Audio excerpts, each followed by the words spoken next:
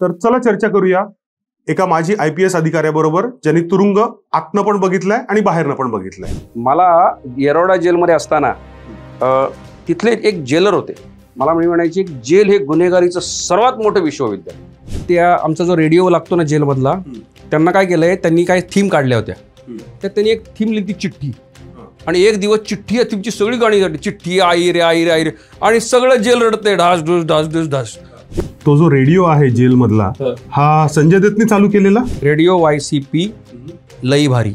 लय भारी असं स्लोगन कुणीतरी काढलं आणि संजय दत्तच्या आवाजात ते आजही येरवडा जेलमध्ये ऐकवलं जातं.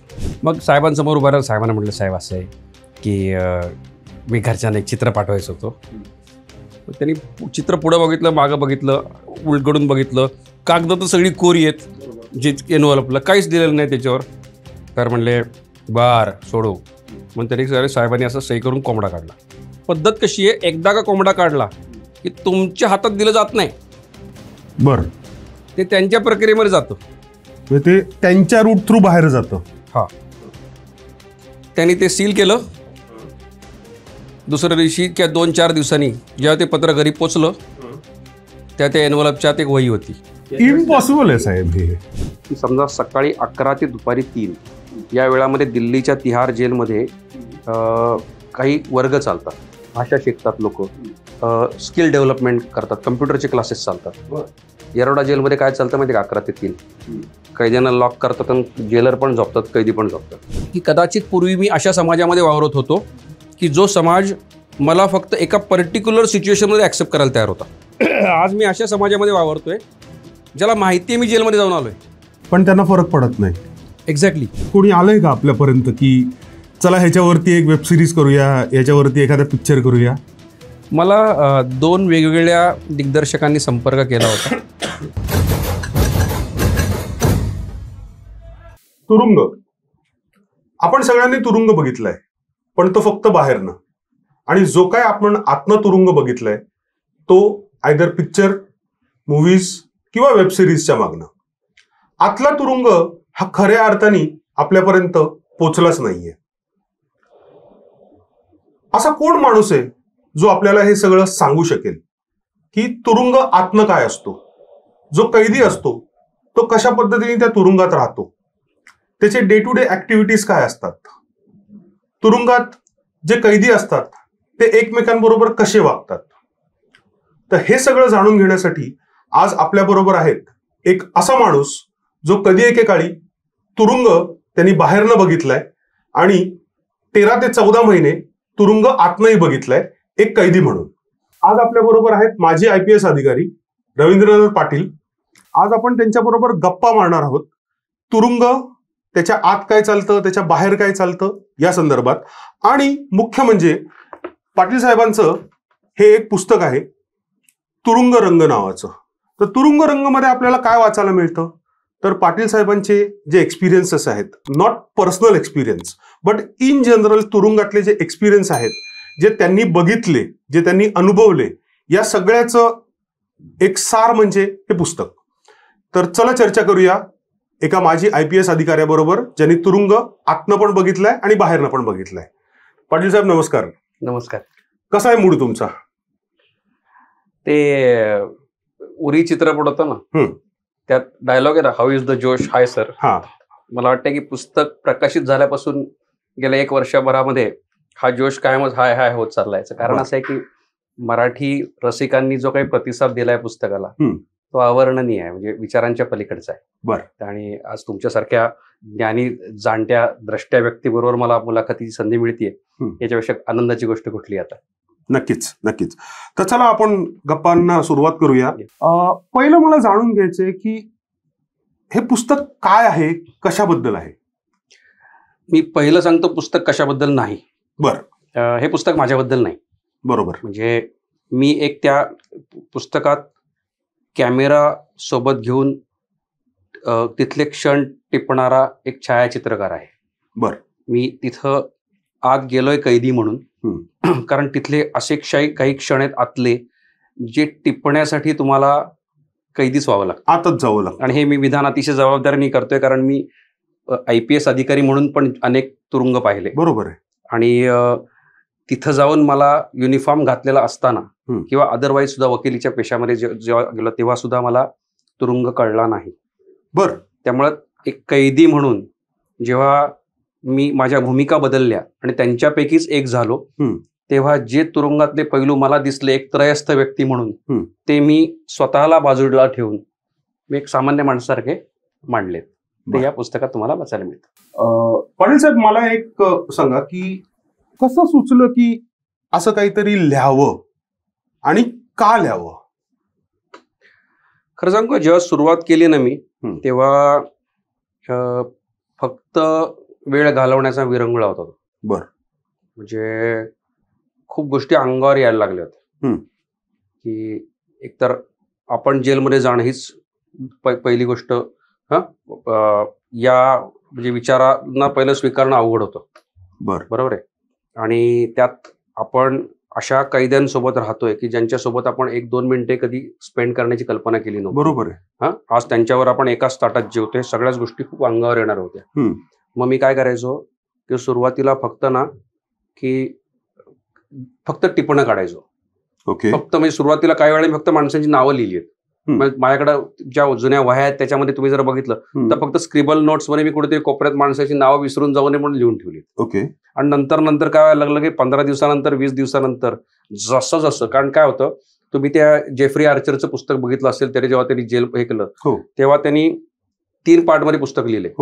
पहिला पार्ट आहे हेल आणि तिसरा पार्ट आहे हेवन. बरोबर आहे. तो हेल म्हणजे सुरुवातीला माणूस जेव्हा आत जातो तेव्हा प्रत्येक गोष्ट हेल वाटते. आणि नंतर काय होतं, आपण यू स्टार्ट रिकन्सायलिंग विथ दॅट. जेव्हा कळतं की आता आपल्याला परतीचे दरवाजे काही काळापुरते तरी बंद झालेत, इथंच जगायचंय, त्या माणसाच्या कुठल्या तरी जीन्स ट्रिगर होतात आणि म्हणतो की ठीक यार, I need to find out some way to survive. बरोबर. मग त्या सर्व्हायव्हल स्टेजला जेव्हा मी आलो तेव्हा मात्र मग एक एक गोष्ट बघायला सुरुवात झाली. ओके. आणि मग काय व्हायला लागलं की जे दिसतंय, जे अंगावर येतंय ते मी लिहायला सुरुवात केली. मग काय व्हायचं की जेलमध्ये असं डायरी घेऊन लिहायला सुरुवात केली तर मग बेड्याच पडतील. कारण सवयच नाही ना. म्हणजे मान्य आहे की जेलमध्ये वह्या विकत मिळतात, पण तिथं बहुतेक सगळे लोक श्रीराम जयराम जय जयराम लिहितात किंवा एकमेकाला चिठ्ठ्या पाठवण्यासाठी त्या वह्या फाडून वापरतात किंवा काही हिशोब लिहित बसतात. याच्यापेक्षा जास्त काही मोठा वह्याचा उपयोग नसतो जेलमध्ये. मी जेलमध्ये अनुभव लिहितोय, ते अनुभव आठवतोय, त्याच्यावर नोट्स काढतोय. आता हे जर कुणाला कळलं तर वांदे होतील. मग होतं काय की आपण लोकांची चर्चा करतोय, कोणीतरी काहीतरी अनुभव सांगतो, मग लक्षात कसं ठेवायचं? मग दृश्यमची स्टाईल की 2 तारीख को अंदर गए ते 3 तारीख को वापस आए, 4 पावभाजी खाए. तर मग काय व्हायचं, व्हिज्युअल मेमरी लक्षात ठेवायचं. मग म्हणायचं तुम्ही 2 जण होतो ना, मग 3 जण तिकडे गेलो तर मग 4, असं तेच लक्षात ठेवण्यासाठी ना आपण काहीतरी उपाय शोधतो ना. बरोबर आहे. मग जशी घटना एखादी भारी कळली की आपण पळत सुटायचं बाराकीमध्ये, लिहून काढायचं. मग काय व्हायचं, असं मी स्क्रिबल करत राहायचो. मग रात्री 3 वाजता नंतर काय झालं, जेव्हा असं लक्षात आलं की यार देर इज समथिंग की जे क्रिस्टलाइज होऊ शकते का पुस्तकामध्ये. कारण काय झालं, तेव्हा मी एकटाच होतो, माझ्या घरच्यांना माहित नाही मी असं काही करतोय. म्हणजे आपणच लिहितोय, आपणच हसतोय, आपणच आनंद सगळं, आपणच टाळ्या वाजवतोय. बरोबर. आपणच चिअर्स करतो स्वतःला चहा पिता पिता. मग अशा परिस्थितीत जेव्हा होतो मी, तेव्हा रात्री 3 वाजता उठायला लागलो मी. कारण अख्खी बाराक झोपलेली आहे. रात्री 3 वाजता उठायचो आणि 3 वाजता फेअर करायला सुरुवात करायची अनुभव, कोणाला कळू नये म्हणून. अगदी. आणि लोकांना एवढंच वाटावं की बाबा आपण काहीतरी देवाचं लिहितोय किंवा काहीतरी चालेल म्हणजे. आणि बरं, जेलमध्ये फार कोणी कोणाला सिरियसली घेत नाही. म्हणजे खरं सांगायचं झालं तर मी, माझ्याकडे एक चिठ्ठी आली होती मला आतमधनं, त्या माणसाने मला लिहून पाठवलं होतं. तुम्ही काय सांगताय, लिहून पाठवलं चिठ्ठीमध्ये की म्हणे पूर्वी एक IAS ऑफिसर आले होते एका केसमध्ये, 6 वर्ष जेलमध्ये राहिले म्हणे, आणि म्हणले होते बाहेर गेल्यानंतर मी एक पुस्तक लिहिणार आहे. पुस्तक काय म्हणे, आजपर्यंत त्यांचा कधी वृत्तपत्रात एक लेख छापून नाही आला, तुम्ही काय सांगताय, हे असं मला लोक लिहून पाठवायचे. बरं. पण मी ते पॉझिटिव्हली घ्यायचो. बरोबर. मी म्हणायचो ज्या अर्थी छापून नाही आलं त्या अर्थी काहीतरी चुकलं असेल, मग ती गोष्ट आपण शोधावी, अवॉइड करावी. बरोबर. मग मी काय करायला सुरुवात केली, पुस्तक क्रिस्टलाइज झालं पाहिजे म्हणून ते रात्री उठून लिहायचो.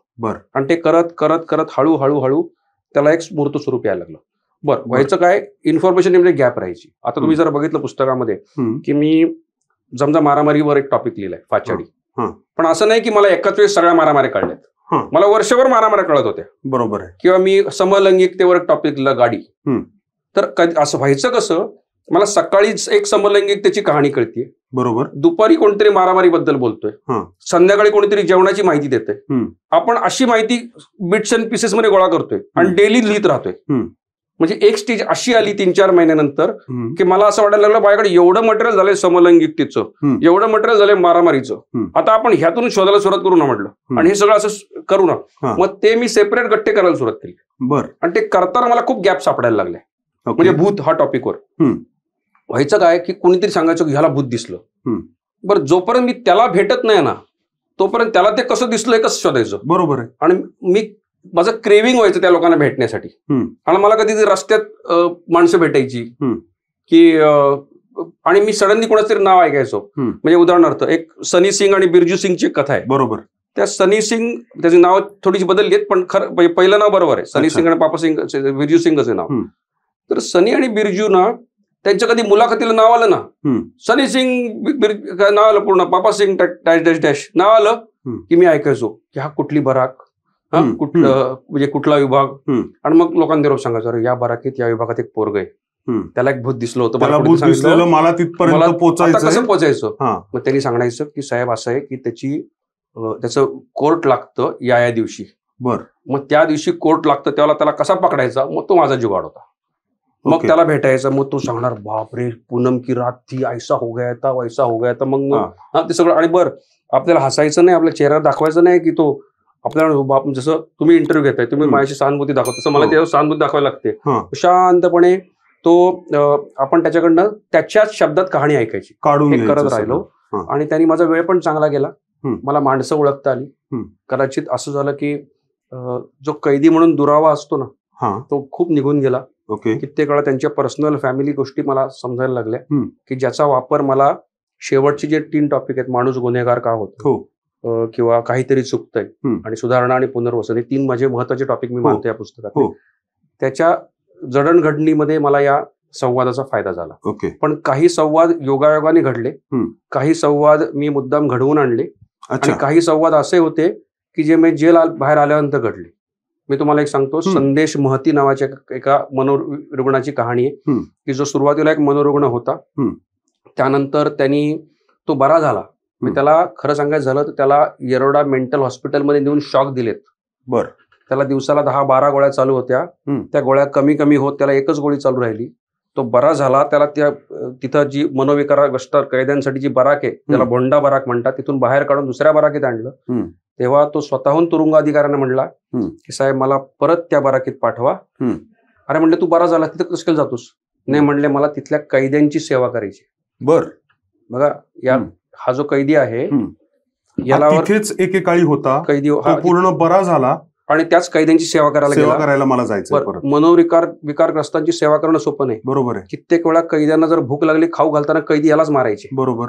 यांनी मार खाल्लाय. कित्येक वेळा ह्याला जर कोणाला औषध गोळ्या द्यायचे तर चावायचे, सहन केले. त्यांनी कित्येक कैद्यांना आंघोळ घातलीये, स्वच्छता केलीये. ही कामं तो पुढचे वर्षभर करत राहिला. म्हणजे माणसामध्ये पण स्थित्यंतर होतात आणि ती मी पाहिली आहेत. म्हणजे कसं आहे माहिती का, पश्चाताप जर वाल्याचा वाल्मिक होऊ शकतो इथला का नाही होऊ शकत, याची मी कहाणी ऐकली होती, मी कुठेतरी लिहून ठेवली होती. पण मला काय झालं माहिती का, त्या कहाणीमध्ये गॅप सापडायच्या. मी वकील झालो आणि योगायोगाने खेड कोर्टात जाऊन बसलो होतो. माझी मॅटर पुढचं होतं आणि जज साहेबांसमोर तो पुकारा करतात ना, तो तिथला बाहेर त्या पिऊननी पुकारा केला, संदेश डॅश डॅश करलो, आणि माझा एकदम अँटीना वर गेला. मी सगळंच माझी फाईल ठेवली, मी पळत सुटलो. त्यामुळे पोरग कुठे आहे. आणि मग काय झालं, काल खेड कोर्टातून बाहेर येऊन रस्त्यावर जो मला 300-400 मीटर बाहेर त्याला शोधत यावं लागलं. एका चहाच्या टपरीवर सापडला पोरगा. त्याच्यावर बसलो. मी म्हणलं हा तोच असा होतास, तू इथं राहायचास. त्याच्या डोळ्यातून घळाघळा पाणी यायला लागलं. यांना कसं माहिती. आणि मग त्यांनी सगळी कहाणी सांगितली, रडत सांगितली, सगळं सांगितली. मी पण खूप इमोशनल झालो. बरोबर. पण मला वाटतं की या सगळ्या अनुभवातून हे पुस्तक उतरलं. कारण त्याला ते काय असतं माहिती का, ती सेन्सिटिव्हिटी कुठेतरी, मी म्हणत नाही असं मला सेन्सिटिव्हिटी असलेला माणूस आत गेला होता, पण ती परिस्थिती एवढी अंगावर आली की ती सेन्सिटिव्हिटी कुठल्याही म्हणजे बऱ्यापैकी नॉर्मल संस्कारातून आलेल्या माणसामध्ये ती सेन्सिटिव्हिटी निर्माण झाली पाहिजे, पोहोचली पाहिजे. हा. आणि मग मी काय केलं, तीच कहाणी आणली तशी. त्यामुळे काही गॅप बाहेर आल्यानंतर मी केले. ओके. मग हे जे पुस्तक लिहिलंय हे सुरुवात कधी झाली, कशी झाली ते तुम्ही सांगितलं. हे सगळं फ्रॉम रफ टू फेअर व्हायला किती दिवस लागले पाटील साहेब? हे बघा, साधारणपणे मी 25 मार्च 2022ला जेव्हा मी येरवडा जेलमध्ये गेलो, पहिले 15 दिवस मी क्वारंटीन मध्ये होतो. तेव्हा माझ्याकडे वही नव्हती. 10 एप्रिल 2022 पर्यंत वही नव्हती. पण मी तेव्हा काही लोकांना वही असलेली बघितली होती. त्यामुळे साधारणपणे 10 एप्रिल नंतर जेव्हा मी बराकीमध्ये शिफ्ट झालो, तेव्हा पहिल्यांदा साधारण 20-22 एप्रिलच्या आसपास माझ्याकडे वही आली असेल. वही आली, तेव्हापासून हा खेळ सुरू झाला लिखाणाचा. एप्रिल मे फक्त स्क्रिबल चालू होतं. मी असं म्हणेन जून 2022 पासून डिसेंबर, जानेवारी, फेब्रुवारी 22 पर्यंत खूप भारी प्रकरण चालली होती. बरं. गणपती, दिवाळी या काळामध्ये, सणांच्या काळात खूप भारी भारी माहिती एकत्र येते. I had reach to that stage की मला माझा जामीन 28 फेब्रुवारी 2023ला झाला. बरं.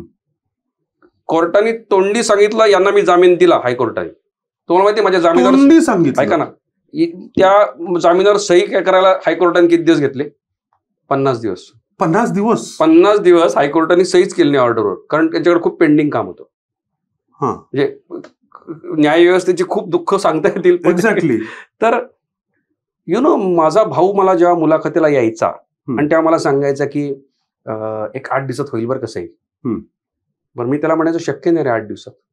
याचं कारण असं आहे, माझा 28 फेब्रुवारीला जामीन झालाय.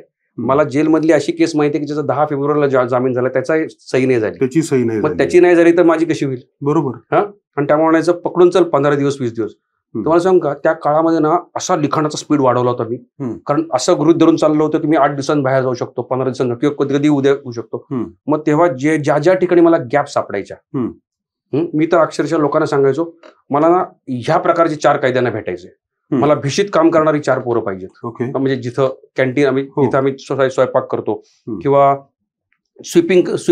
सफाई काम करणारी 4-5 पोरं पाहिजेत. मला जेवण वाढणारी 4-5 पोरांना भेटायचंय. अशा पद्धतीचं मी अक्षरशः मागून मागून लोकांना भेटायला जात होतो त्यावेळेस. आणि मग त्यावेळेस काय बऱ्यापैकी गॅप भरून निघाला असं मला वाटलं. तर त्यामुळं हा प्रवास तिथपर्यंत झाला.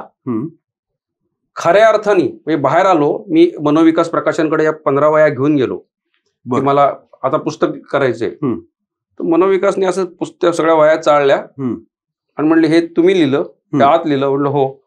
म्हणले 1 लाख शब्दाचं पुस्तक होईल. बरोबर आहे. आणि झालंच की. तर पण म्हणले एक काम करायला लागेल, तुम्हाला हे टाईप करून द्यावं लागेल. तेव्हा माझ्या पोटात गोळा आला. म्हणलं मला वाटलं माझं पुस्तकाचं काम झालंय सगळं. त्याच्यानंतर मग जून 2023ला हा संवाद झाला. त्याच्यानंतर डिसेंबर 2023 पर्यंत साधारणपणे दिवसातले 10 तास मी टायपिंग करत होतो. तुम्हीच टाईप करत होता? तयार बुक मी टाईप केलं. बरं. आणि 6 जानेवारी 2024ला माझ्या बायकोच्या वाढदिवसाला मी बायकोला पूर्ण ड्राफ्ट हातात दिला, मॅन्युस्क्रिप्ट हातात दिली. त्यावेळेस मला असं वाटलं माझं काम संपलं. त्यावेळेस अरुण गद्रे सर माझ्या आयुष्यात आले, की ज्यांनी पुस्तकाचं संपादन केलं. मग त्यावेळेस त्यांनी पुस्तकामधले त्यामुळे त्या गॅप भरण्यात पुढचे 6 महिने गेले.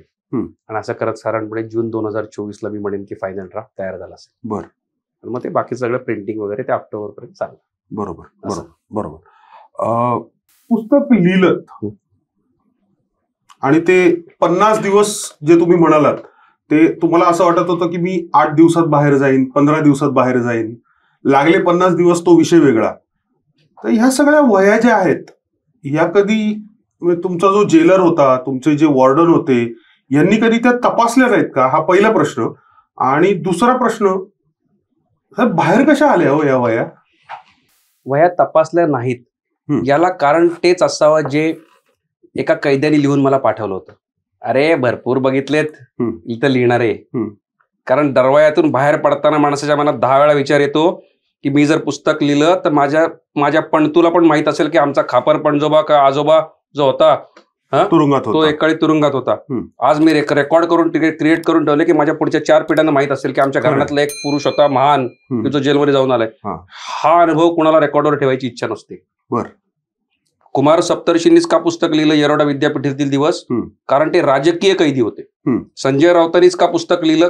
कारण ते राजकीय कैदी होते. बरोबर आहे. त्यांच्या मागे एक समाज असतो, जात असते, एक लोकसमूह असतो, त्यांना काहीच फरक नाही पडत. आणि राजकारणात असं होतं की एक पक्ष आला की दुसरा आत जाऊ शकतो. बरोबर आहे. देवेंद्र फडणवीसांनी बदावीच्या तुरुंगवास भोगलाच बरोबर आहे. अमित शहानी भोगला असेल, यांनीही भोगलाय. त्यामुळे काय होतं, प्रतिस्पर्ध्यांना तुरुंगात टाकण्याची परंपरा काय भारतात नव्याने निर्माण नाही. मी सामान्य कैदी म्हणून गेलोय. बरोबर आहे.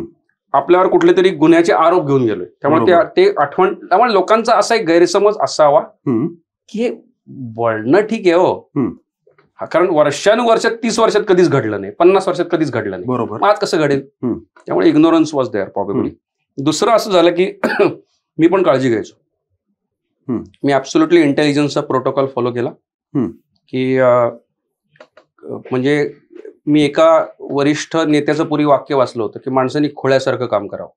म्हणजे काय की समोरच्याला खोळं वाटलं पाहिजे आपण. त्यामुळे मी लोकांच्या नजरेत पूर्णपणे खोळा होतो आणि ते मेंटेन केलं. बरोबर. शेवटच्या काळामध्ये चेकिंग व्हायचं माझं. ओके. कुणकुण लागलेली 2-3 वेळा चेकिंग झालं, बराकीत चेकिंग व्हायचं, पण त्या चेकिंग व्हायच्या आधीच माझी वही या बराकीतून त्या बराकीत उडी मारून गेली असेल. मला त्या काळात कायद्याने जी मदत केली ती महान होती. महान होती. आणि मी अत्यंत अभिमानाने आनंदाने सांगू इच्छितो, 15 वह्या मी बाहेर नेल्या. ओके. समाजाला हे कळावं, कोर्टाला हे कळावं, प्रशासनाला हे कळावं, यासाठी मला ते सर्व मार्ग अवलंबावे लागले की जे त्या काळात, म्हणजे तुम्ही सरकार चित्रपटातला एक डायलॉग सर याच्यामधला अमिताभ बच्चनचा डायलॉग आहे, हम कई सारे काम ऐसे करते जो जिन्हें आमतौर पे कानूनी नहीं कहा जा सकता. बरोबर बरोबर बरोबर. तर मग मी त्या गोष्टी केल्या आणि त्यासाठी मला कैद्यांनी मदत केली. साम दाम दंडभेद सगळं वापरलं? नाही, दाम नाही वापरला. दाम नाही वापरला. भेद नीती जरूर वापरली. बरं. मी तुम्हाला एक उदाहरण देतो.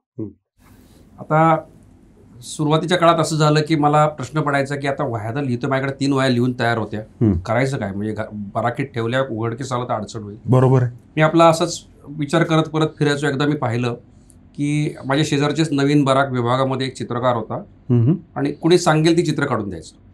म्हणजे कोणी सांगितलं साईबाबांचं चित्र काढायचा, किंवा कोणी सांगितलं की शंकराचं चित्र काढून द्यायचं. किंवा त्यांनी मलाही एक चित्र काढून दिलं साईबाबांचं, जे माझ्या घरात आहे. मी आजही पूजा करतो त्या चित्राची. तर एक दिवस मी त्याला भेटलो आणि त्याला म्हणालो की मला एक चित्र काढून दे ना. म्हटलं कुठलं काढू? कुठलंही काढ रे म्हटलं, मला आवडेल ते. बरं, असं काय माझ्याकडे चॉईस नव्हता. म्हटलं काढ. त्यांनी चांगलं चित्र काढलं. जे चित्र घेतलं, आता जेलमध्ये काय असतं की समजा एक A4 साईजचं चित्र आहे, समजा ते एनव्हलप मध्ये टाकायचं. जेलमध्ये एनव्हलप कुठे मिळतं? कॅन्टीन मध्ये मिळत असेल. एनव्हलप कोण? आता काय काय ठेवणार कॅन्टीनमध्ये? बेसिक मिनिमम गोष्टी ठेवतात. जेलमध्ये कागद मिळतात कोरी. मग आपण 4-5 कोरी कागद विकरायची. मग एक कागद दुसरा कागद जोडायचा. ते जोडण्याचा उपाय काय? तर भात असतो जेवणातला. भाताला आपण जी जुन्या काळातली पतंग उडवायची पद्धत जी होती, त्या पद्धतीने भाताने चिटकून एक एनव्हलप तयार केलं. अच्छा, एनव्हलप तयार केलं. म्हणजे एनव्हलप मध्ये हे चित्र टाकलं. म्हणजे वरती घरचा पत्ता लिहिला, मागं माझं नाव टाकलं आणि जाऊन तुरुंग अधिकाऱ्यांसमोर उभा राहिलो. जेल नियमाप्रमाणे महिन्यातून 2 वेळा तुम्हाला पत्र पाठवता येतात. बरं. आता काय व्हायचं, माझी दर आठवड्याला मुलाखत यायची, फार कोणी पत्र पाठवायची वेळ येत नाही. बरोबर आहे. तरी पाठवायचं गंमत म्हणून, कधीतरी पाठवलीत पत्र. मग साहेबांसमोर उभा राहिलो. साहेबांना म्हटलं, साहेब असं आहे की मी घरच्यांना एक चित्र पाठवायचं होतं. साहेबांनी चित्र काढून बघितलं. मग हे कशाला घरी पाठवते? तसं नाही म्हणलं, कसं आहे, आमच्या आईला शंकराची भक्ती करते, जरा बरं वाटेल ते. मग त्यांनी चित्र पुढं बघितलं, मागं बघितलं, उलगडून बघितलं. कागद तर सगळी कोरी आहेत. बरोबर. जे एनव्हलपला काहीच दिलेलं नाही त्याच्यावर. तर म्हणले बार सोडू. मग त्यांनी साहेबांनी असं सही करून कोंबडा काढला. सही करून कोंबडा काढला? म्हणजे पूर्ण सही नाही करत आपण, छोटा काढतो ना, त्याला आपण म्हणतो कोंबडा काढणे. बरं. ते कोंबडा काढला. त्यांनी काय केलं, पद्धत कशी आहे, एकदा का कोंबडा काढला की तुमच्या हातात दिलं जात नाही. बरं. ते त्यांच्या प्रक्रियेमध्ये जातं. ते त्यांच्या रूट थ्रू बाहेर जातं. त्यांनी ते सील केलं. दुसऱ्या दिवशी किंवा 2-4 दिवसांनी जेव्हा ते पत्र घरी पोचलं, त्या एनव्हलपच्या एक वही होती. याच्यापेक्षा जास्त मी काही सांगू शकत नाही. त्यानंतर त्यानंतर मग त्या चित्राचं काय झालं, ते चित्र पुन्हा माझ्याकडेच राहिलं. म्हणजे चित्र घरी गेलंच नाही, फक्त वही वही गेली. गेली. ऐका, 10-12 दिवसांनी तेच चित्र परत नवीन एनव्हलप, नवीन साहेब, आमच्या आईला देवाचे छंद, पुन्हा येणं चित्र घरी माझ्याकडं, हे वही घरी. तर असे 4-5 प्रयोग सक्सेसफुल झाले. बरं. आणि तेही फसले. नंतर मग नंतर लक्षात आलं की काहीतरी होत आहे. नंतर काय झालं, नंतर मला 2 कैद्यांनी मदत केली. बरं. आणि योगायोगाने दोघंही जेलबाहेर सुटले. आणि त्यांनी त्यांचं नेटवर्क वापरलं. आणि ते नेटवर्क खूप उच्च प्रतीचं होतं. त्यातलं एक नेटवर्क आजही ऍक्टिव्ह आहे, त्यामुळे ते मला सांगायची इच्छा नाही. पण एक आहे की यामध्ये ना कैद्यांना कुठेतरी असं वाटत होतं की ज्या लोकांनी ही प्रक्रिया पाहिली होती त्यांना असं वाटत होतं की हे घडायला पाहिजे. म्हणजे ज्या कैद्यांनी मला हे शंकराचं चित्र काढून ती वही आत टाकण्यासाठी मदत केली, तो कैदी आता बाहेर पडला. खेड मंचर भागामध्ये एक छोटंसं दुकान चालवतो. बरं. सन्मानाने जगतो. बरं. मग 2-4 वेळा त्यांनी मला व्हिडिओ कॉल पण केला. आणि मी त्याचा कायमच आभारी आहे की बाबा की त्यांनी ते हिंमत दाखवली. बरोबर. म्हणून या गोष्टी घडल्या. आणि तो काही सराईत गुन्हेगार नाही. आयुष्यात कधीतरी एखाद्या गोष्टीमुळे आला असेल माणूस आतमध्ये, आता सन्मानाने जगतोय. पण त्याला असं तो मायाशी पोटतिडकीने बोलायचा, म्हणायचं साहेब या गोष्टी बाहेर आल्या पाहिजे.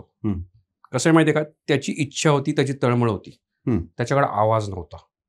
तुम्ही त्याचा आवाज झाला. करेक्ट. आणि तो आवाज व्हावा, मी व्हावं म्हणून तो उदार झाला. ओके. तुम्ही कल्पना करू शकता की हा सर्जिकल स्ट्राईक मी 3 वेगवेगळ्या पद्धतीनं 15 वेळा केला. बरोबर. एकदाही मी फसला नाही.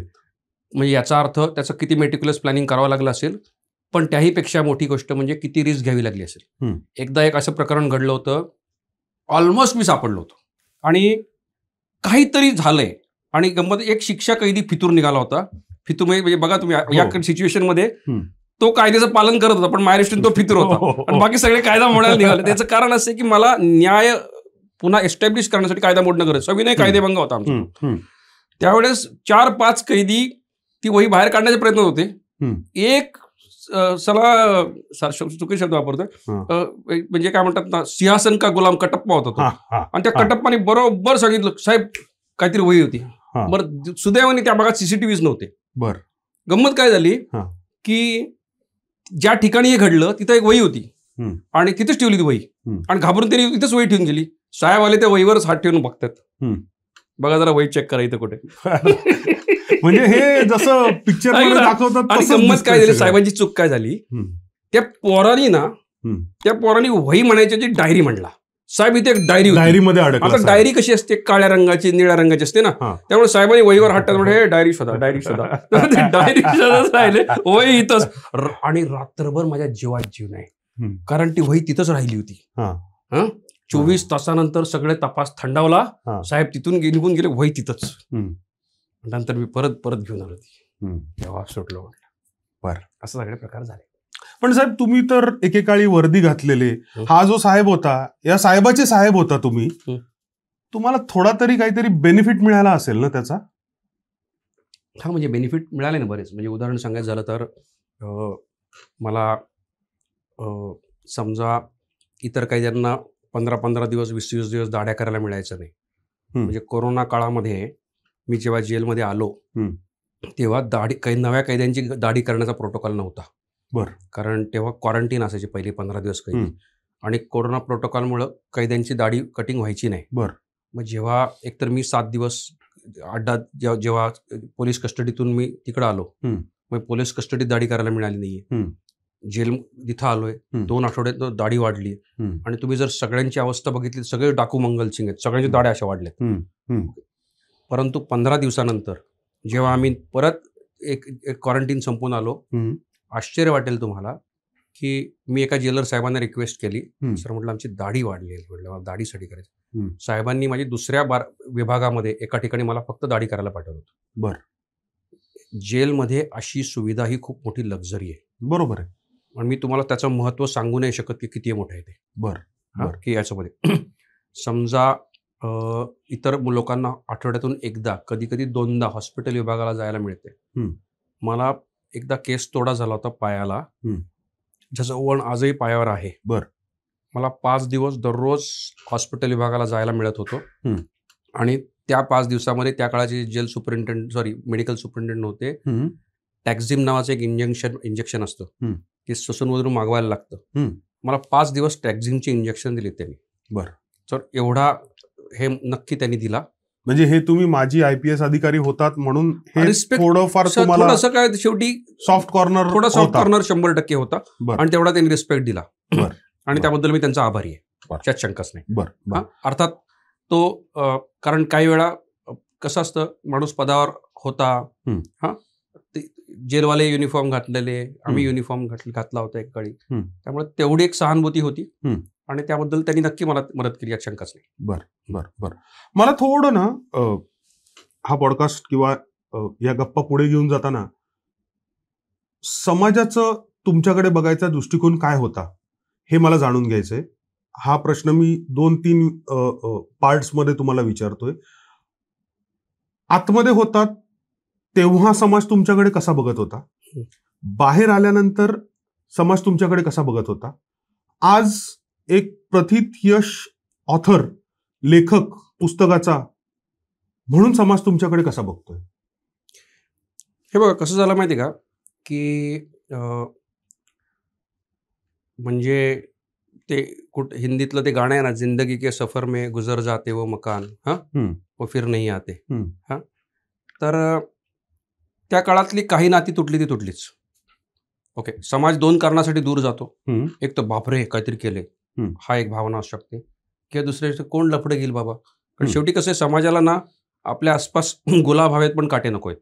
बरं. त्यामुळे काय होतंय, आपण आपल्या आसपास काही वेळा भीतीचंही वातावरण असतं. म्हणजे अनेकदा लोकांची अशी इच्छा असेलही की आपण याच्याशी संपर्क करावा, याच्या कुटुंबियांशी संपर्क करावा, पण लोकांना मनात भीती असते. न जाणं आपण गेलो आणि आपली पण चौकशी सुरू झाली. बरोबर आहे. त्यामुळे फिअर ऑफ अननोन असतो. आणि एकूणच आपल्याकडं तुरुंग, पोलीस या सगळ्या गोष्टीकडे एक टाबू म्हणून पाहिलं जातं. खरंय, अगदी खरंय. त्यामुळं शक्यतो कोणी धजावत नाही. त्या प्रक्रियेमध्ये असताना जी नाती दुरावली त्यातली बहुतेक सगळे आजही दुरावली.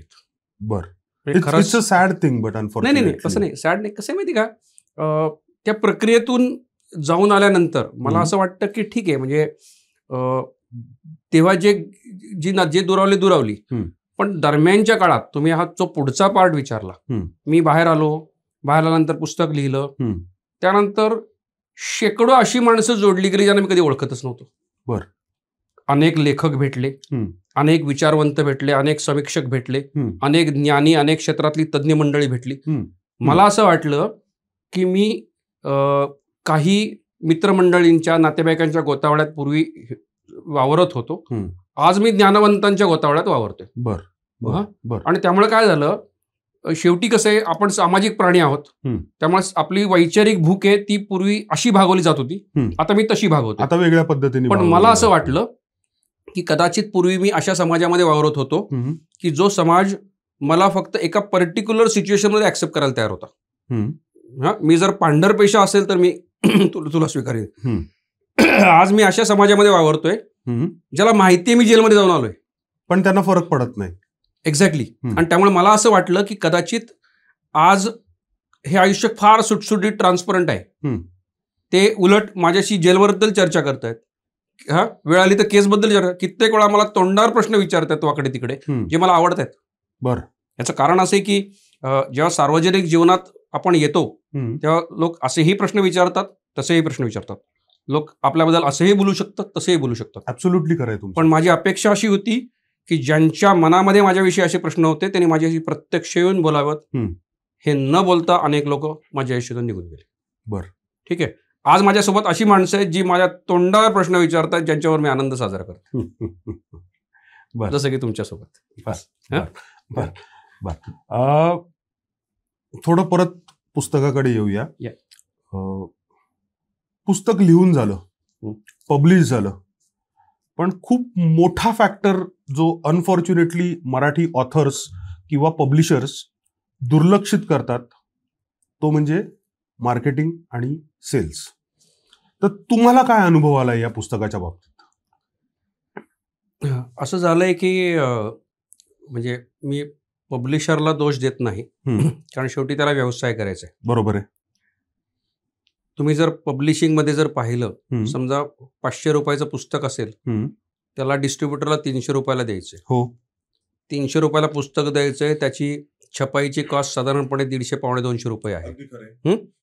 त्यात त्याला त्याचा मार्जिन प्रॉफिट काढायचा आहे, त्याला रॉयल्टी द्यायची आहे लेखकाला, अमेझॉनला पैसे द्यायचे, फ्लिपकार्टला पैसे द्यायचे, त्यात त्याला ज्यांनी या पुस्तकाचं कव्हर पेज डिझाईन केलंय, त्या पुस्तकाचं एडिटिंग केलंय, त्यालाही पैसे द्यायचे. अगदी खरं. त्यामुळे तो लो मार्जिन मध्ये काम करतोय. आणि त्याचा खरं म्हणजे सांगायचं झालं तर 2,000, 3,000, 5,000 प्रति खपल्यानंतर त्याचा खरा प्रॉफिट सुरू होतोय. बर. आजच्या घडीला दुर्दैवानं महाराष्ट्रामध्ये जी काही पुस्तकं छापली जातात, त्यातली माझ्या मते 50% पुस्तकं दुसऱ्या आवृत्तीपर्यंत पोहोचत नसावीत. अगदी खरं आहे तुमचं. आणि त्याला कारण असं आहे की माझ्याकडे आज अनेक माध्यमं उपलब्ध आहेत. मला इंस्टाग्राम, फेसबुक आहेत, मला रील आहेत, मला यूट्यूब आहे, मला अनेक चॅनल्स आहेत, मला नेटफ्लिक्स आहे, बाकी गोष्टी आहेत, 100 गोष्टी मला मनोरंजनासाठी उपलब्ध आहे. इंटरनेट सर्वात महत्वाचं. अगदी खरं आहे. हे असताना त्या गोष्टी सोडून मी पुस्तक का वाचावं हे सिद्ध करण्याची जबाबदारी लेखकाची आहे. अगदी खरं आहे. जेव्हा एखादा माणूस 500 रुपये खर्च करून माझं पुस्तक विकत घेतो, ते साहित्यिक मूल्य आणण्याची जबाबदारी लेखकाची आणि प्रकाशकांची आहे. 100%. काय झालंय, मार्केटिंग साठी लोक धजावत नाही सुरुवातीच्या काळामध्ये, कारण कधी कधी सुरुवातीच्या काळामध्ये प्रकाशकांना अंदाज नसतो की हे किती चालेल आणि किती नाही चालणार. ते म्हणजे उदाहरण बघा, मी सुरुवातीच्या काळामध्ये महाराष्ट्रातल्या हुज प्रकाशनाकडे गेलो असेल, त्यांना दोष देत नाही. द मोमेंट त्यांनी बघितले पुस्तक तुरुंगावरचे, थोडंसं बाजूला ठेवा. ओके.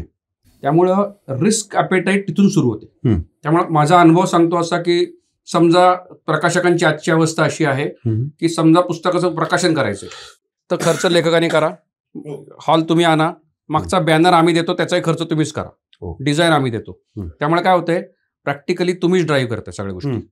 उदाहरण, मी फेसबुक पेज तयार केलं, त्या पेजवर लोकांना मीच कंटेंट तयार केला, मीच हे केला.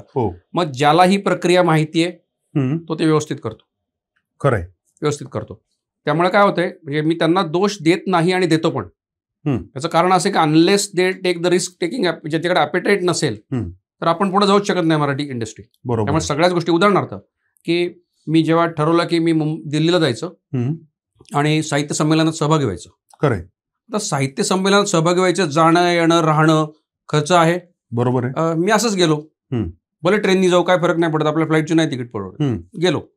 पण 3 दिवस थांबलो आपण, 25 लोकांना पुस्तक दिलं आणि त्याचे फोटो काढले. त्या 25 लोकांचे बघून कदाचित 200-400 लोकांनी इथं पुस्तकं विकत घेतली असतील. करेक्ट.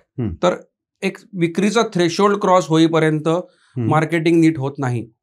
आणि ते मार्केटिंग खरं म्हणजे त्याच वेळेस आपण खूप मोठी संधी गमावतो. मला आत्ता जेव्हा इतर लेखक भेटतात आणि त्यांची पुस्तकं आम्ही एकमेकांसोबत एक्सचेंज करतो, ती पुस्तकं आम्ही जेव्हा वाचतो, आता तुम्हाला तुमचा अनुभव जास्त आहे, तुम्ही 1000 पुस्तकं 1000 दिवसात वाचली, परंतु समजा मी 50-100 वाचली असतील गेल्या 3-4 महिन्यामध्ये, तर त्या पुस्तकांचा दर्जा बघितला की मला खरंच खंत वाटते की सामान्य माणूस म्हणून मला हे पुस्तक माहित नव्हतं बाजारात.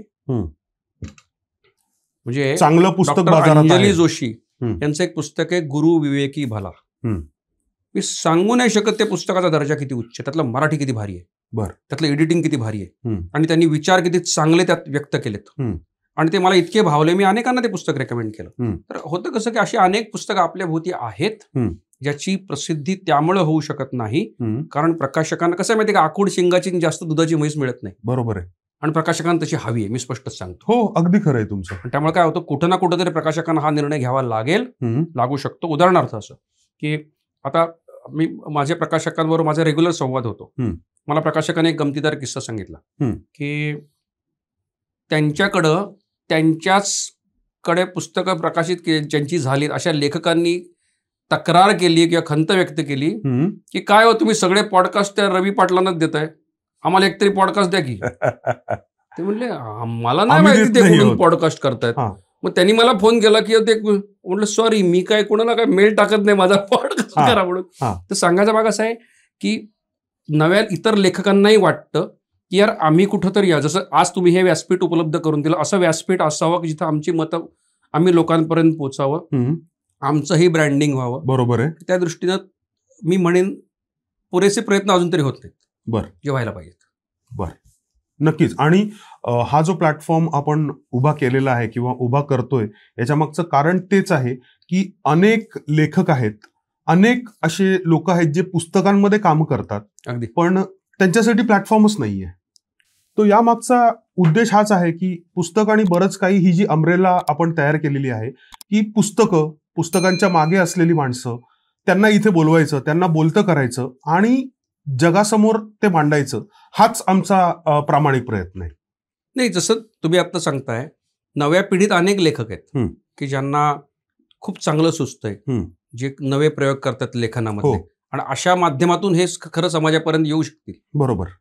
कारण आता अनेक प्रतिष्ठित प्रस्थापित लेखक आहेत, अगदी खरं, ज्ञानी आहेत, द्रष्टे आहेत, प्रश्नच नाही, त्यांच्याविषयी आम्हाला कायमच आदर आहे. पण नव्या पिढीतले जे लेखक आहेत आणि विशेषतः या इंग्रजाळलेल्या वातावरणामध्ये मराठी भाषेला एक नवी उंची देण्याचं काम जे लेखक करतायत, त्यांना समाजापर्यंत आणणं गरजेचं या माध्यमातून होतं असं मला वाटतं. धन्यवाद साहेब, धन्यवाद. परत मला तुम्हाला जेलमध्ये घेऊन जायचंय, नॉट लिटरली बट हे तो सुरुवातीचा पिरियड जो तुम्ही म्हणालात, जो खूप हार्ड असतो, तो फक्त तुमच्यासाठी नाही, कुठल्याही कैद्यासाठी.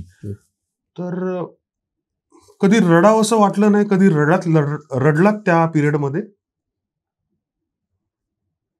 असं आहे की मी जर तुम्हाला सांगितलं की मी रडलो नाही, तर मी तुमच्याशी खोटं बोलतोय. बरं. ते सुरेश भटांची एक गझल आहे की आता मजेने बोलतो, भेटेल त्या दुःख असावे, ऐन तारुण्यात माझा चेहरा गंभीर होता. तर परिस्थिती खूप भयानक होती आणि रडावंसं कधी वाटलं जेव्हा पहिलं जेवण खाल्लं जेलचं, तेव्हा अस्वस्थ होऊन जायचो. रात्री अपरात्री उठून दचकून उठावं असं वाटायचं की, आणि दडपण भयानक हो, कल्पना नाही करू शकत तुम्ही की पहिले साधारणपणे एप्रिलच्या पहिल्या आठवड्यामध्ये, नाही माझ्या ते तिसऱ्याच दिवशी मला टोटल बंदी म्हणतात. दर रविवारी दुपारी 2 वाजता लॉक करतात आणि दुसऱ्या दिवशी सकाळी 7लाच उघडतात लॉक. त्या रात्री तर भयानक होती परिस्थिती. 17 तास आपण 10 बाय 10च्या खोलीमध्ये, 8 बाय 10च्या खोलीमध्ये 7 कैदी असं मुस्कटून बसलोय आणि आपले कोणाशी बोलण्याची हिंमतच होत नाही. तो जो पहिले 2 आठवड्याचा काळ होता ना, तो भयानक होता. बरं. तिथं नंतर ना असे बाउट्स यायचे रडण्याचे. मी असं नाही म्हणत की ते सायकल असतं, म्हणजे नंतर कसं होतं, माणूस थोडा एन्जॉय पण करायला शिकतो, तो यूज टू. म्हणजे असं माहिती असतं, म्हणजे उदाहरणार्थ त्या बकरीच्या आधी बकऱ्याला चारा खावतो ना, ते बकरं पण 4-5 दिवस चारा खात नंतर मध्येच बरं रडत असेल, परत चारा खात रडत. असं तर आमचं पण व्हायचं की आम्ही जेव्हा चरायचो 10-12 दिवसानंतर एकदम उचंबळून यायचं सगळं ते. आणि उचंबळून कधी यायचं माहिती का, दुसऱ्याच्या कहाण्या ऐकल्या की. अच्छा. म्हणजे उदाहरणार्थ आमच्या इथं एक कैदी होते, माझ्यासोबत राहत होते. त्यांचं नाव मी पुस्तकात चौगुले म्हणून लिहिले. बरं. ते त्यांचं नाव वेगळं आहे. नाशिकचा हा कैदी. त्यांच्याबद्दल एक मला जेलच्या बाहेरून एक माहिती आली अर्जंटली. बरं. जेल सुपरिंटेंडंटकडे माहिती पोचली गेली आणि एका जेल कर्मचाऱ्यांनी मला येऊन सांगितले, कारण ते माझ्या बाराकीत राहत होते. ओके. आणि मला बाहेर बोलावून सांगितलं. म्हटलं असं का बोलवले बाबा, गेटवर बोलवलंय, या तुम्हाला अर्जंट बोलले. मला वाटलं काय ते भानगड झाली काय. त्यांनी सांगितलं असं हे कैदी जे आहेत ना, आज सकाळी त्यांच्या आईला हार्ट अटॅक आलाय आणि त्या गेल्या. त्याला माहित नाही, त्याच्या कुटुंबीय त्याच्यासाठी डेथ पॅरोल म्हणतात त्याला, की तात्पुरतं अंत्यसंस्कारासाठी बाहेर जाता येतं. अंडर ट्रायल कैदी आहे. त्याला आत्ता काय सांगू नका, फक्त म्हणले तुम्हाला थोडीशी फॅसिलिटेट कराव्या लागतील सगळ्या गोष्टी आतमध्ये. हरकत नाही म्हटलं. आई त्याची गेली आहे आणि आपल्या कुटुंबाच्या आठवणीनं आपण हळवे झालोय. किती अवघड आहे. आणि त्या दिवशी तो, त्याला माहित नाही, त्याला सांगितलंच नाही ना, तो निवांत झोपलाय. मी थरथरतोय, मला झोप येत नाही. आपण नाही सांगू शकत या गोष्टी. त्यामुळे काय होतं, कित्येक वेळा असं व्हायचं की माझी बायको किंवा भाऊ एखाद्या वेळेस खूप बिझी असायचे, मुलाखतीला येऊ नाही शकले. पण आत्ता येरवडा जेलमध्ये टेलिफोन चालू झालेत, म्हणजे आठवड्यात 3दा तुम्हाला फोन, कॉइन बॉक्सून फोन करता येतो. आमच्या काळात तेही नव्हतं. 2 आठवडे 3 आठवडे कोणीच आलं नाही. मग ते शेवटचा पिरियड असतो ना, दररोज सकाळी 8 वाजता बसतोय आपण, वाट मुलाखती बघायची. ऐकत बसतोय.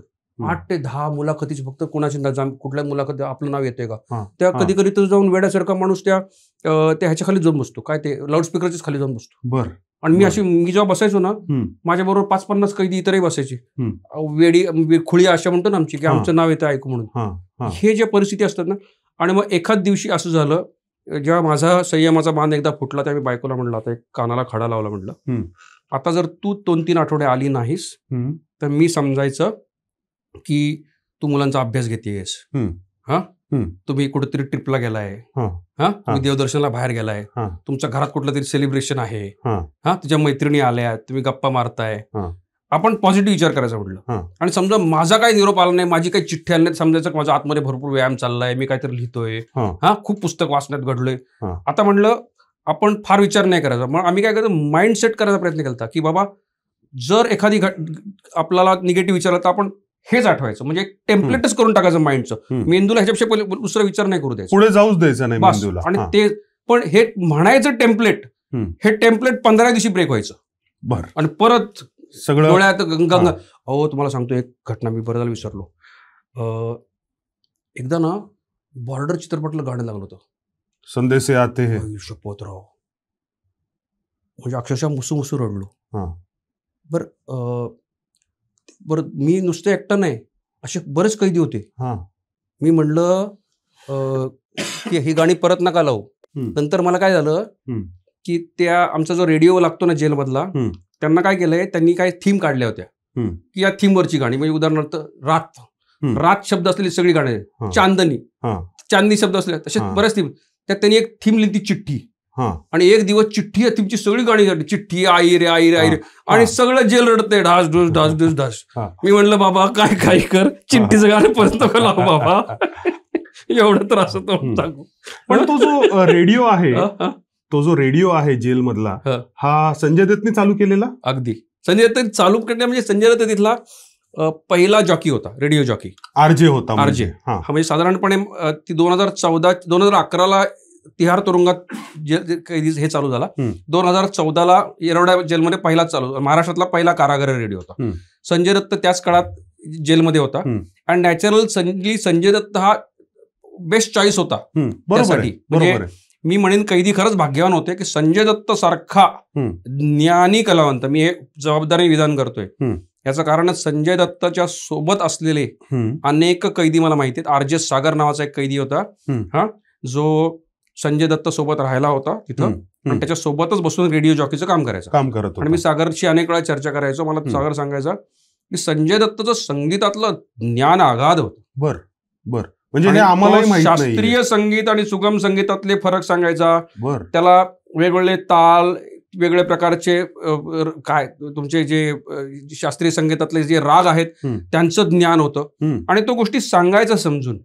आणि कित्येक वेळा गाणी लागली की कुठल्या गाण्यामध्ये ते गाणं कसं बसवलं गेलं, त्या गाण्यामध्ये बघा म्हणे हा आवाज बघा, घोड्यांचा टापांचा आवाज, इतक्या डिटेलिंग मध्ये जाऊन सांगण्याची संजय दत्तची क्षमता होती.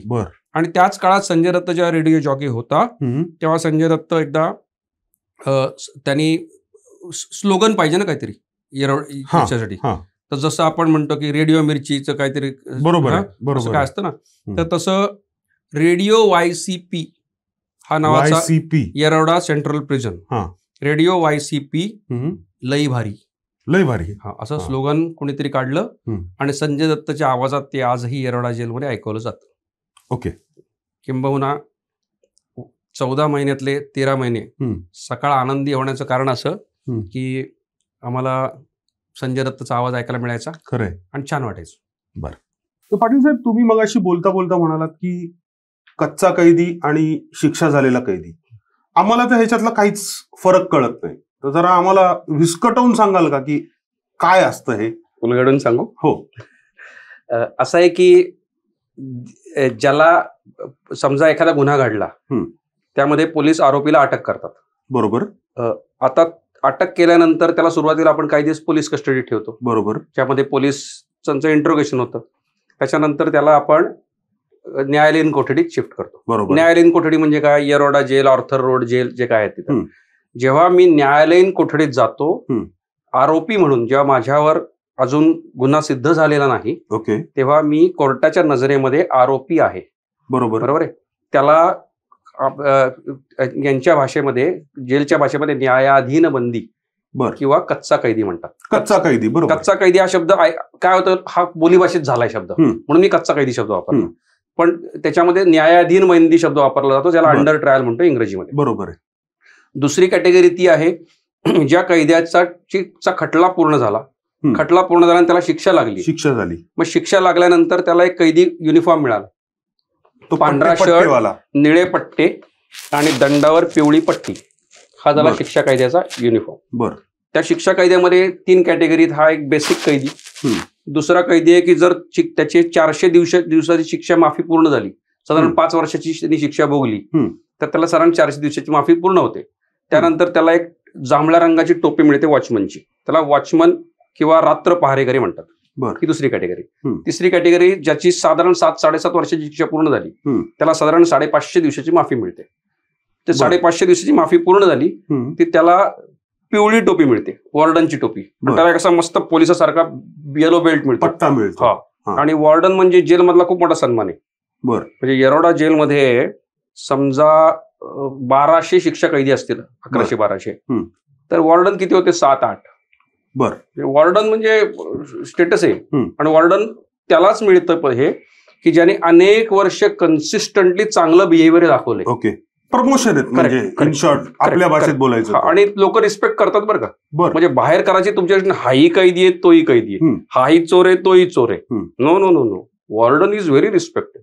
म्हणजे वॉचमनला सुद्धा खूप सन्मान द्यायचे लोक, आम्ही द्यायचो. त्याचं कारण तो वॉचमन त्यामुळेच झालाय कारण तो कन्सिस्टंटली चांगला वागतो, त्यामुळे त्याला सन्मान द्यायलाच हवा. त्यामुळे हे 2 कॅटेगरी झाले की ज्याला शिक्षा लागली आहे तो शिक्षा कैदी आहे, आणि ज्याला शिक्षा लागलेली नाही किंवा ज्याच्या खटला अजून पूर्ण झालेला नाही तो अंडर ट्रायल आहे, त्याला आपण कच्चा कैदी म्हणतो. त्याच्यामुळे फक्त आणखी एक छोटासा फरक असा आहे की शिक्षा लागलेल्या कैद्याला कायद्याप्रमाणे पगार मिळतो. हो, कारण जेलमध्ये त्याला काहीतरी काम करावं लागतं. बरोबर. जेलमध्ये काम करण्यासाठी त्याला पगार मिळतो. तो पगार साधारणपणे 45 रुपये ते 65 रुपये पर डे. हा महाराष्ट्रातला पगार आहे. पण म्हणजे जर शिक्षाच लागायची असेल तर देव करो कर्नाटकात लागावी, कारण तिथं 500 रुपये पर डे पगार आहे. असं पण आहे. महाराष्ट्र सर्वात कमी पगार देणाऱ्या राज्यांपैकी एक आहे, सर्वात श्रीमंत राज्य. शिक्षा कैद्यांना दिल्लीमध्ये साधारण कमीत कमी 7,000 ते 11,000 या कॅटेगरीमध्ये तिहार जेलमध्ये पगार मिळतो शिक्षा लागलेल्या कैद्याला दर महिना म्हणतात. दर महिना. कर्नाटकात तो 15,000 वाढवलाय. आणि त्याचं कारण असं आहे की ती दक्षिणेतली राज्य आहेत ना, त्यांच्या एकूणातच त्यांचं जे काही सोशल अपब्रिंगिंग आहे किंवा त्यांची जी काही मी म्हणतो डेमोक्रेटिक डेव्हलपमेंट आहे ती आपल्यापेक्षा फार पुढची आहे. म्हणजे तामिळनाडूमध्ये आज जर गेला तर तामिळनाडूमध्ये कैदी रिफॉर्म्स बद्दल जे काही डेव्हलपमेंट चालू आहेत ते महाराष्ट्राच्या कैकपट पुढे आहेत ते. अच्छा. फक्त काय आमचा मराठी स्वाभिमान, आम्ही भारतातलं सर्वात प्रगत राज्य, आम्ही या गोष्टी बघत नाही. तर त्यामुळे हा छोटा फरक आहे की शिक्षा कैद्याला पगार मिळतो आणि कच्च्या कैद्याला पगार मिळत नाही. शिक्षा कैद्याला महिन्यातून 7 दिवसाची माफी मिळते किमान, वॉचमनला 8 दिवसाची माफी मिळते, वॉर्डनला 9 दिवसाची माफी मिळते. नंतर काही 2-3 कॅटेगरी अशा जिथं 11 दिवसाची माफी पण मिळते. आणि अंडर ट्रायलला माफी मिळत नाही. अच्छा, एवढा मेन डिफरन्स आहे. Okay okay. बरं पाटील साहेब, मला एक सांगा की त्याला पगार मिळतोय म्हणजे त्याला काहीतरी काम करायला लागतंय. आम्ही मूव्हीज मध्ये बघतो की ते कार्पेंटरी करतात, जनरली कार्पेंटरी बघतो आम्ही. ओके, सो हा नोकरी करतोय, याला काम आहे. कच्चा कैदी काय करतो? आजच्या घडीला येरवडा जेलमध्ये साधारण 350 ते 400 कच्चे कैदी असतात की जे कामाला जुंपले गेलेत. आणि त्याच्यापैकी बहुतेकांना पगार मिळत नाही. कामाला लावलंय तरी पगार मिळत नाही. मग ते स्वतःहून काम मागतात.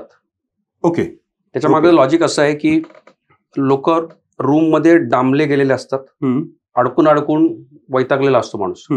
काही माणसं खूप गरीब असतात, त्यांना असं वाटतं की यार आपण कुठेतरी कामाला लागलो, समजा मी जेवण वाढपी झालो, तर मी वाढपी झालो म्हणून मला कोणीतरी मान देईल आणि म्हणून मला कोणीतरी काही गोष्टी खाऊ घालेल.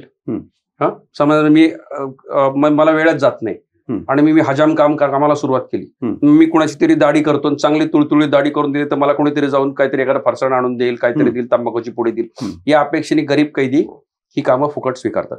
बरं. त्यामुळे असे कैदी आहेत की जे जेवण म्हणजे आणण्याचं काम, वाढण्याचं काम करतात, त्यानंतर बराकी झाडण्याचं काम करतात, संडास साफ करायचं काम करतात. आणि अशामध्ये अनेक कच्चे कैदी आहेत. आणि खरं सांगायचं झालं ते वेठबिगार आहेत, कारण त्यांना फुकट काम करून घेतलं जातं. तुमचं तुम्ही काय कमवायचं ते कमवा. ओके. असे त्यामुळे बाकी, आणि हे 300-400 कैदी सोडले तर बाकी सगळे कच्चे कैदी बराकीत बसून निवांतपणे चल्ल 60 खेळतात, चेस खेळतात, एखाद्याच्या नशिबात पुस्तक असेल तर पुस्तक वाचतात, सकाळच्या वेळी काहीतरी वॉकिंग बिकिंग करतात, नाहीतर नुसतं जैनाच्या दोंड्यासारखे पडून राहतात. पण हे मेंटली डिस्टर्बिंग नसतं का हो? असं आहे की इतका विचार गव्हर्नमेंट नाही करत, इतका विचार जेल प्रशासन नाही करत. त्यांच्या दृष्टीने हा फक्त एक लॉ अँड ऑर्डर प्रॉब्लेम आहे की माणसं आली आहेत आणि त्यांना कोंबायचंय. ओके. आणि त्यांना फक्त कोर्टाने शिक्षा करेपर्यंत त्यांना होल्ड करायचंय. याच्या व्यतिरिक्त आपण म्हणतो की जेलचं ब्रीदवाक्य सुधारणा आणि पुनर्वसन. हा वेळ कैद्याच्या विकासासाठी किंवा कैद्याला काहीतरी त्याच्या डोक्यात जे गुन्हेगारी भूत शिरलंय ते बाहेर काढण्यासाठी वापर करता यावा असा विचार फार काही होत नाही.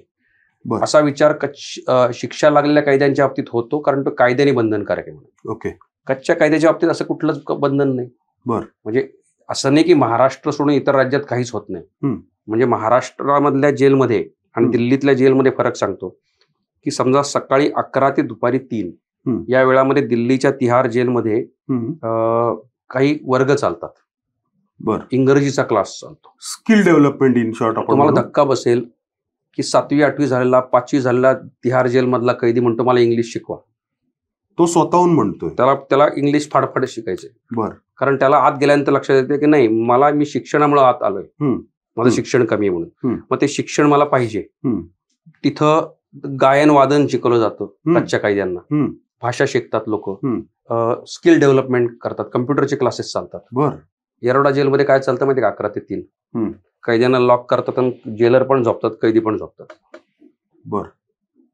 जेल नियमाप्रमाणे सकाळी 6 ते संध्याकाळी 6 ही जेल मॅन्युअल प्रमाणे कैद्यांना ओपनिंग दिली पाहिजे. म्हणजे ते लॉकअपच्या बाहेर असले पाहिजे. सकाळी 6ला ते लॉकअपच्या बाहेर येणार, संध्याकाळी 6ला ते आत जाणार. ओके.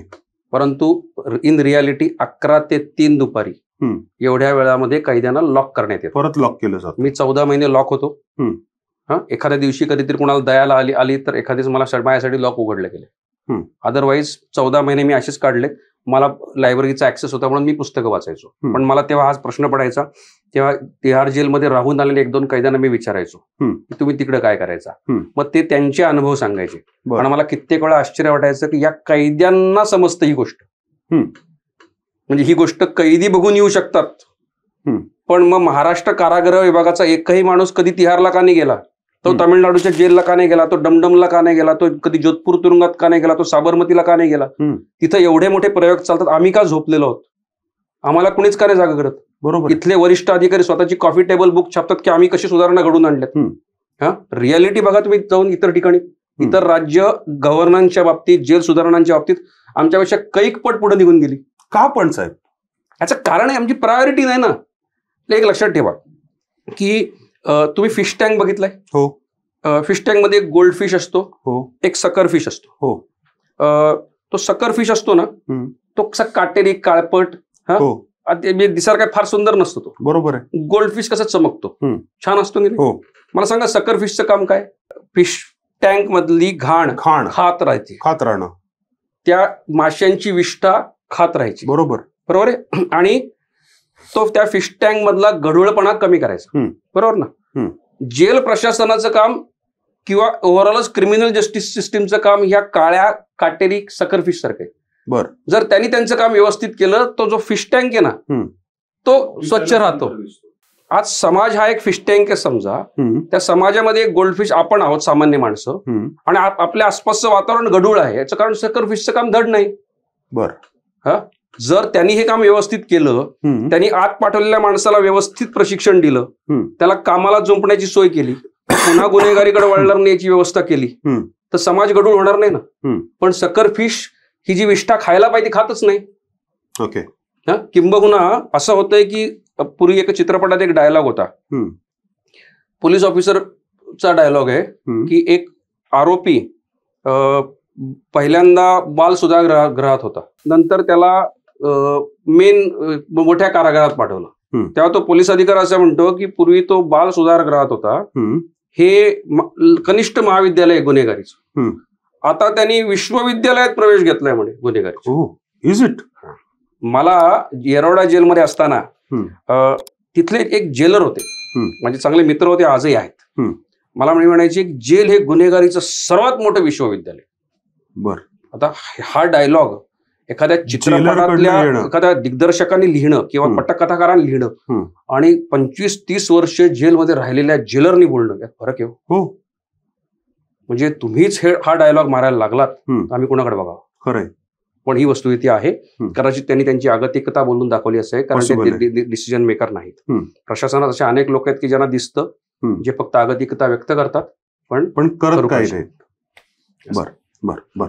मी जेव्हा हे पुस्तक वाचत होतो, ओके, तेव्हा मला ना काही शब्द ह्याच्यात आले. म्हणजे आता तुम्ही उल्लेख केला भोंडा, ओके, असे अनेक शब्द आहेत ह्याच्यामध्ये ज्याच्यासाठी मला वाटतं तुम्ही एक वेगळी डिक्शनरी काढू शकता. आणि ते खूप युनिक शब्द आहेत साहेब. तर त्या शब्दांविषयी आम्हाला जरा सांगा, आणि ते शब्द का अस्तित्वात आले ह्याच्याबद्दल पण आम्हाला जरा ऐकायची उत्सुकता आहे. हे बघा, काय होतं, तुम्ही जेलमधली समाज व्यवस्था बघा, की जेलमधले 2/3 लोक 10वी पर्यंत शिकलेले नाहीत, 10वी पेक्षा कमी शिकलेले. त्यातले बहुतेक सगळे लोक ग्रामीण भागातून येणार आहेत. त्यांचा सामाजिक स्तर बघा, म्हणजे त्याची जाती व्यवस्थेतला जर बघितलं तर अनुसूचित जाती नाही, ते बाजूला ठेवू थोडंसं, विशेषतः विमुक्त जमातीमधल्या, म्हणजे पारधी, बेरड, कंजार भाट, किंवा वडार, अशी ह्या सगळ्या विमुक्त जमाती आहेत ज्यांना आपण डिनोटिफाईड ट्राईब म्हणतो. यामधून येणाऱ्या लोकांची संख्या आजही खूप आहे जेलमध्ये. म्हणजे आपण आता ह्या सध्या आरक्षणाचा विषय चाललाय, सर्वात मोठी जी गॅप आहे ती ह्या समाजाच्या वतीचं मला जाणवतं. कदाचित शेड्यूल्ड कास्ट आणि शेड्यूल्ड ट्राईबना थोडासा सन्मान मिळाला, या डिनोटिफाईड ट्राईबना आम्ही समाज शिक्षण व्यवस्थेतून थोडं लांब ठेवलं, एक्सेप्टच केलं नाही आपण. ही जी लोक आहेत ना, ह्यांच्या स्वतःच्या बोलीभाषा आहेत, म्हणजे पारध्यांची स्वतःची एक भाषा आहे. बरोबर. म्हणजे उदाहरणार्थ मी जेलमध्ये असताना टाइमपास भाषा शिकायचो पारध्यांची. खादीव का शिव म्हणजे जेवण झालं का. आता काही शब्द फार सांगू नयेत, ते बायकोला रांड म्हणतात. बायकोला? म्हणजे ते एक माणूस दुसऱ्या माणसाला तुझी बायको काय करते म्हणतात, थारी राण शिव शिव करी. पण ही पारध्यांची भाषा आहे. तर असे लोक जेलमध्ये येतात, आणि त्यामुळे काय होतं, अनेक वेळा तिकडच्या शब्दांची इकडे सरमिसळ होते. ओके. आता उदाहरणार्थ बघा, की जेलमध्ये एखादा कैदी असा असेल जो कोणाला ऐकतच नाही, हा बदमाश आहे, ज्याला खुमखुमी आहे, जो टाइमपास करायचं, काय बिनकारणासाठी मारामारी करायची, अशा कैद्यांना जेलमध्ये खोचड म्हणतात. खोचड मारा. ठीक आहे. 2 कैद्यांमध्ये मारामारी झाली, म्हणजे बाचाबाची झाली. ते मारामारी कदाचित खूप वरच्या स्तराची पण, दगड मारतील एकमेकाला, जे मिळेल ते डोक्यात घालतील. ठीक आहे. ह्या प्रकारच्या ज्या मारामारी होतात किंवा अगदी गँगवॉर जरी झालं जेलमध्ये, तरी याला म्हणतात फाचाडी झाली. ठीक आहे, हा शब्द लक्षात आलं. त्यानंतर तुम्ही आता मगाशी जे शब्द वापरला, मनोविकारग्रस्त कैद्यांना भोंडा म्हणतात. आता भोंडा शब्द एक आला, हा एक प्रकारचा दैव दुर्विलास म्हणेन मी, कारण येरवडा जेलच्या इतिहासामध्ये सर्वात प्रभावी मानसोपचार तज्ज्ञ होते. त्यांचं नाव होतं डॉक्टर चंद्रशेखर भोंडे. डॉक्टर चंद्रशेखर भोंडे 2001च्या आसपास जेलमध्ये आले असावे, 2001 ते 2007, म्हणजे जेलच्या इतिहासातले ते पहिले मानसोपचार तज्ज्ञ होते. जेलमध्ये आज ज्या काही मनोविकाराच्या ट्रीटमेंटच्या प्रक्रिया आहेत त्यातल्या बऱ्याचशा त्यांनी घालून दिल्या. असं आजही म्हणतात की भोंडेंसारखा मनोविकार तज्ज्ञ जेलच्या इतिहासात झाला नाही. आता काय झालं, जेलच्या कैद्यांना भीती बसली होती की आपण काहीतरी उलट सुलट केलं, ते भोंडे डॉक्टरांच्या गोळ्या खाऊ घालतात, मग आपण असं झोपून जातो. मग बरं, त्यात काय झालं होतं, एक गँग होती नाव सांगायला हरकत नाही, पुस्तकात लिहिलं नाही, पण आता खरं सांगतो. त्याचं नाव होतं घिसाडी गँग आहे, पुण्यामध्ये फेमस आहे.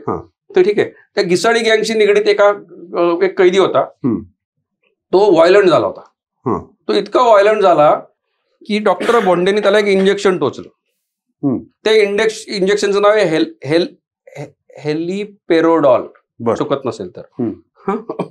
हे इतकं डेंजरस इंजेक्शन आहे की ते जर इंजेक्शन टोचलं तर माणसाचे हातपायच वाकडे होतात, सांधे पूर्ण मोकळे होतात. म्हणजे वरचा जबडा खालचा जबडा याच्यावरचं नियंत्रण सुटतं. मग एक जबड्याची एक बाजू इकडे, एक दुसरी तिकडं. बरं, ते इंजेक्शन दिल्यानंतर त्याचा प्रभाव कमी व्हावा म्हणून त्याला लगेच एक अँटीडोट देतात. ओके. रियालिटी अशी आहे की जर इंजेक्शन वॉटर बेस्ड आहे, त्याचा अँटीडोट ऑइल बेस्ड आहे. वॉटर बेस्ड इंजेक्शन जेव्हा देतात तेव्हा त्याचा इम्पॅक्ट लगेच होतो, लगेच होईल. ऑइल बेस्डचा इफेक्ट हळूहळू होतो. त्यामुळे पुढचे 4-5 तास माणूस असंच पडून राहतो. मग काय होतं, जो उभा अख्खा मनुष्य तो असा खटकन पडला खाली.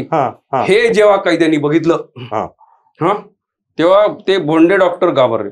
मग काय व्हायचं, जेलमध्ये अशी प्रकार सुरू झाला की एखादा कैद्याने मस्ती केली तर त्याला जेलर म्हणायचा, थांब तुला त्या भोंडे डॉक्टरकडे नेतो.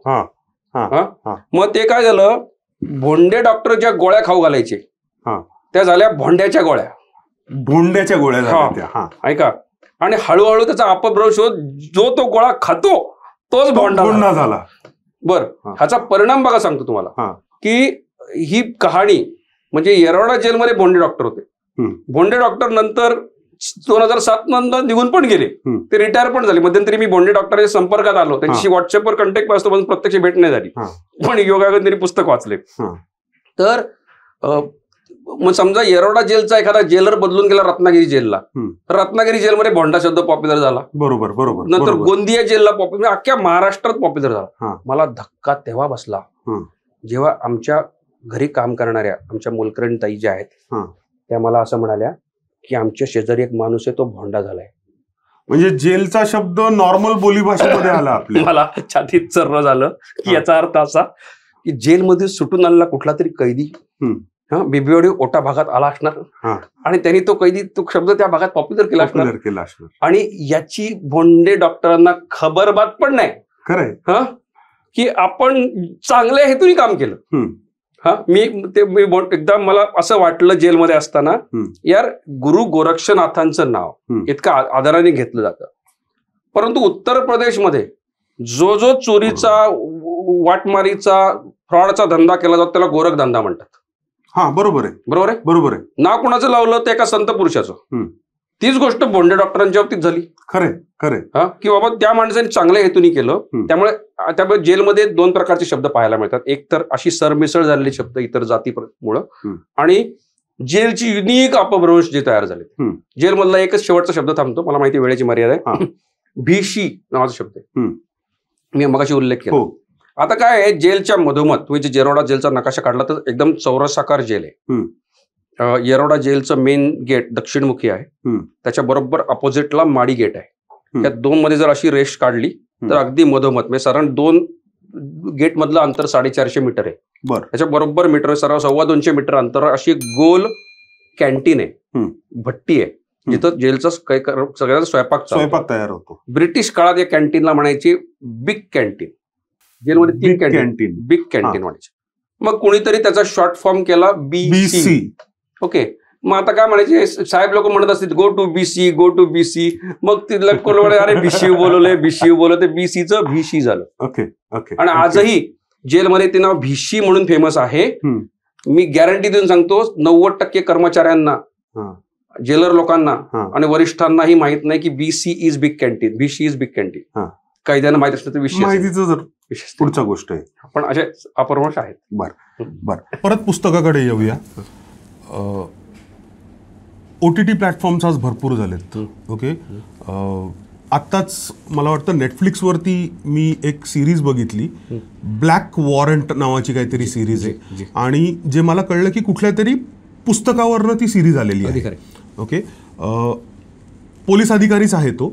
नाही, ते बहुतेक जेल सुपरिंटेंडंट होते किंवा जेलमधले लॉ ऑफिसर होते. त्यांचं नाव गुप्ता असं मी. गुप्ता, बरोबर आहे, बरोबर बरोबर.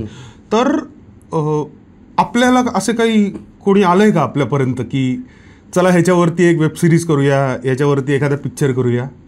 मला 2 वेगवेगळ्या दिग्दर्शकांनी संपर्क केला होता आणि ते आजही संपर्कात आहेत. बरं. दोघंही वेगळ्या धाटणीतले विचार करणारे आहेत. फक्त कसं झालं की खूप अर्ली स्टेजला ही डिस्कशन झाली. बरं. बऱ्याच वेळा काय असतं माहिती का, आपल्याला सगळी सोंग आणता येतात, पैशाचं नाही आणता येत. बरोबर आहे. ठीक आहे. बरं, मराठीमध्ये आज जर पिक्चर चित्रपटांचं जर बघितलं तर फक्त ऐतिहासिक चित्रपटांचा जमाना असल्यासारखं वाटायला लागतं. म्हणजे पुन्हा भालजी पेंढारकरांचे दिवस परत आले असं वाटायला लागतं.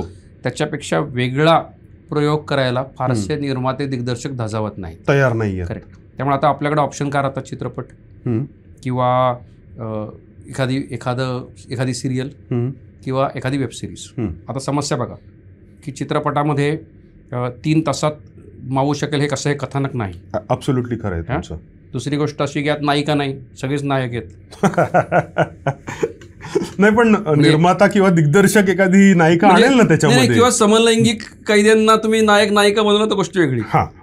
किंवा समजा मी आतमध्ये बायको बाहेर येतं, मधू इथे चंद्र तिथे, तो अंधारात दाखवलं, ठीक आहे. पण अदरवाईज मसाला आणण्यासारखं काहीच नाही ना. तिथं तुम्हाला काही धांगडधिंगा डान्स दाखवता येतो ना, काही करता. त्यामुळे काय होतं, चित्रपटाच्या दृष्टीनं अनलेस आपली मॅच्युरिटी इंग्रजी चित्रपटांच्या लेवलला पोचली, शिंडलर स्ट्रीट दाखवतो तर गोष्टी वेगळी. पण तशी अजून आपण तिथं पोचलेलो नाहीत. म्हणजे तुम्ही बघा, आपण म्हणजे समाज मराठी चित्रपट, KGF चित्रपट बघा, यशचा भयानक अन्याय दाखवलाय. बरोबर आहे. म्हणजे पिळवटून टाकणाऱ्या घटना दाखवल्या.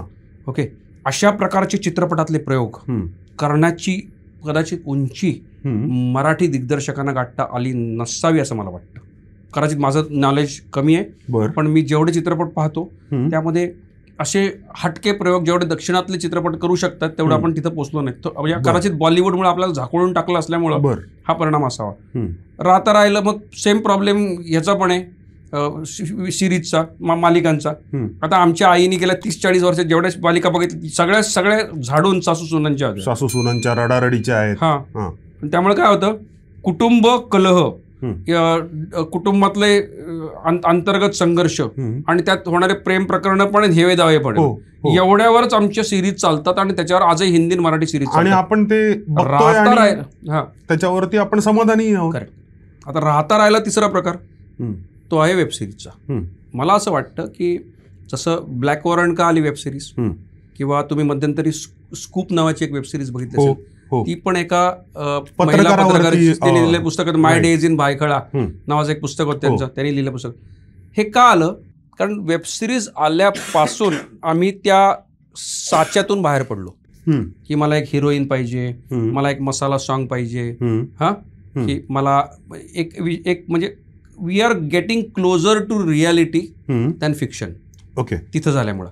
त्यामुळं भविष्यामध्ये मला खात्री आहे की कधी ना कधी या विषयावर म्हणजे हे पुस्तक मराठीत असल्यामुळे कदाचित नॅशनल लेवलला तेवढं पोचलं नसेल. पण मला खात्री आहे या पुस्तकामध्ये खूप मोठा कंटेंट असा आहे जो एखाद्या वेब सिरीजला नक्की जन्म देईल. नक्कीच. म्हणजे पुस्तक वाचलेलं आहे, त्याची डेप्थ मला माहिती आहे, म्हणूनच हा प्रश्न विचारला की आतापर्यंत कोणी कॉन्टॅक्ट नाही केलाय का? संपर्क झाला, पण चर्चा चालू आहे. म्हणजे अगली मीटिंग की तारीख पक्की हो गई. Okay okay okay.